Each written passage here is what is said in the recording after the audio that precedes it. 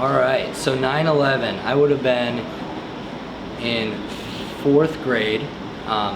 So I would have been about 9 years old, 10 years old, and at that point I had no idea what was going on. I just know my teacher came in and started crying, and so we all started crying, and we didn't understand it, at which point they brought in one of those giant TVs on the wheels that aren't very good.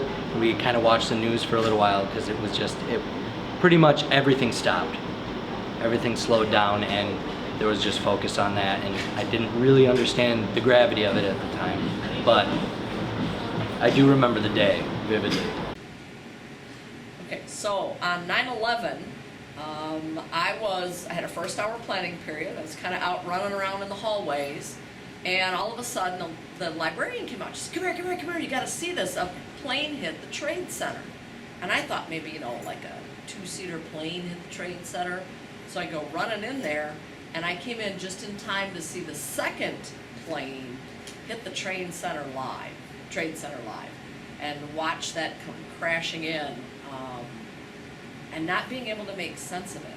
That whole morning was so surreal that it was really hard to figure out what was going on. And then, of course, by the end of the day, everybody had TVs on. Actually, not even by the end of the day, by the middle of the morning, all the TVs on around the building. We were watching it live all day, watching the trade centers fall, hearing about the plane down in Pennsylvania and hitting the Pentagon, and it was terrifying. And I remember thinking all I wanted to do was go get my kids out of middle school and take them home and be home with my family because I couldn't figure out what would happen next. And then the stories of people like living in Chicago trying to rush out of towers and get down on ground floors and get away from tall buildings, not knowing what was going on. It was a really scary, terrifying day, and it was really hard to make sense of. And then it was really hard to explain to the students, because how do you explain an event like that to young people? I went home at night and I had to explain it to a 9 and a 10-year-old. So it was a really, really hard day.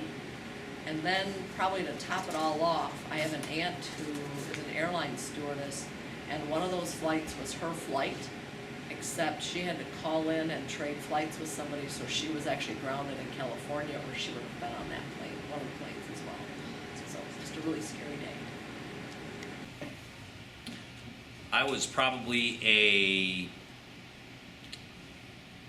I would probably say teaching for about 10, 11 years.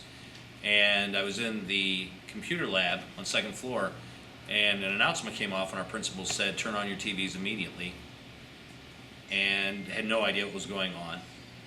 And came down, and the bell rang, and my 2nd hour class came in here, turned on the TV, and there were the 2 towers. And there was a plane sticking out of it. And everyone was dead silent, and we were watching it, and all of a sudden both of the towers went down. And I remember one of the kids looking at me and said, "Is that real?" And it sure didn't seem like it, but it definitely was. And after that took place, for 2 to 3 days, everybody just seemed like they were just in a daze. I remember trying to get gas, and there was a huge line because everyone was worried something more was going to happen. I know Mrs. Connors was on her way to Chicago for a college class, and I was worried because they said that maybe there was going to be something happening in Chicago.